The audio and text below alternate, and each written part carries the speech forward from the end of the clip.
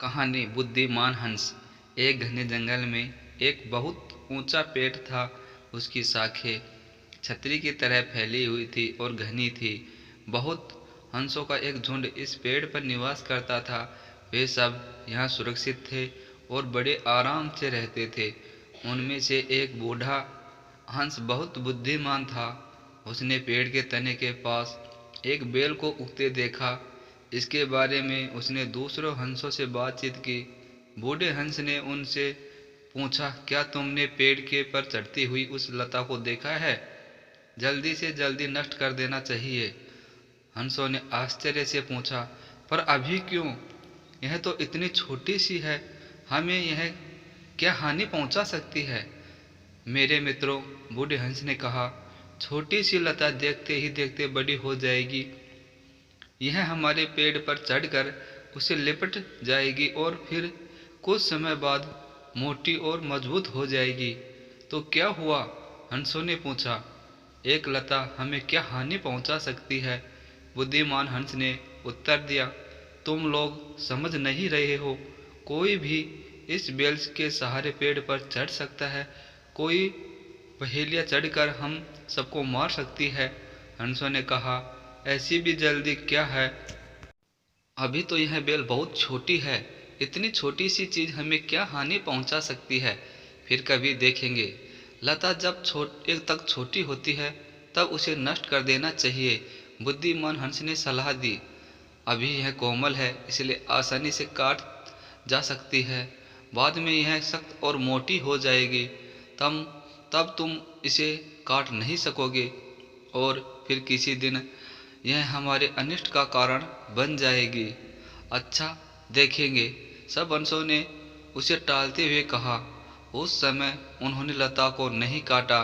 कुछ दिनों में वे सब बूढ़े हंस की बातों को भूल गए। लता बढ़ती गई, वहाँ पेड़ के सहारे ऊपर चढ़ती गई और उसके चारों तरफ लिपट गई। जो जो समय गुजरता गया, बेल दृढ़ हो गई। अंत में वह एक मोटी लकड़ी जैसी कड़ी और मजबूत हो गई। एक दिन सुबह जब हंसों का झुंड भोजन की खोज में बाहर गया हुआ था, उस समय एक बहेलिया पेड़ के पास आया। अच्छा, तो यही वह पेड़ है जहाँ बहुत सारे हंस रहते हैं। बहेलिये ने मन ही मन सोचा, जब वे शाम को घर लौटेंगे तो मेरे जाल में फंस जाएंगे। बहेलिया बेल का सहारा लेकर पेड़ पर चढ़ गया। उसने बिल्कुल ऊपर पहुंचकर अपना जाल फैला दिया और जल्दी से नीचे उतरकर घर चला गया। सांझ पड़े, सब हंस घर लौटे। उन्होंने शिकारी के जाल को नहीं देखा। ज्यों ही वे अपने घोंसले में जाने लगे, जाल में फंस गए। उन्होंने जाल से निकलने के लिए बहुत हाथ पैर मारे, मगर वे सब असफल रहे। वे सब चिल्लाने लगे, हमें बचाओ, हमें बचाओ, हम शिकारी के जाल में फंस गए हैं। ओह, अब हम क्या करें? बूढ़े हंस ने कहा, अब इतना क्यों घबरा रहे हो? मैंने तुम्हें बहुत पहले ही बेल को काट देने के लिए कहा, मगर तुम लोगों ने मेरी एक न सुनी। अब देखो उसका क्या फल हुआ। कल सुबह बहेलिया आएगा, इस बेल के सहारे पेड़ पर चढ़ेगा और हम सबको मौत के घाट उतार देगा। जब सब हंस रोने लगे, हमने बड़ी मूर्खता की।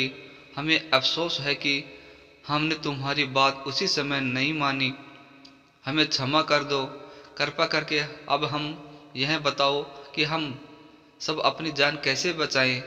बूढ़ा हंस बोला, अच्छा, तो ध्यान से सुनो कि हमें क्या करना चाहिए। बताओ, कृपया कर जल्दी बताओ कि हम क्या करें।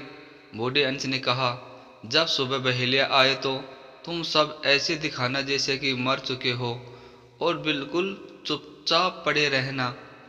बहेलिया मरे हुए पक्षियों को कोई हानि नहीं पहुंचाएगा।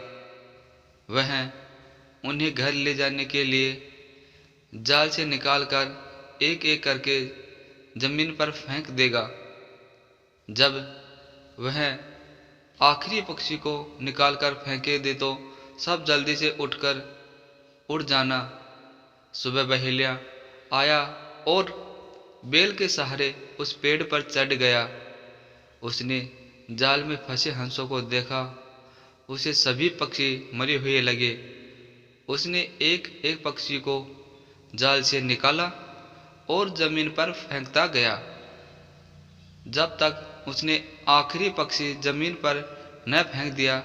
सब के सब दम साधे पड़े रहे। बहेलिया समझा कि वे सब मरे हुए हैं, लेकिन यह क्या एकाएक सब जिंदा हो गए। सबके सब फड़फड़ाकर उठे और उड़ गए। तो दोस्तों, कैसी लगी आपको एक कहानी?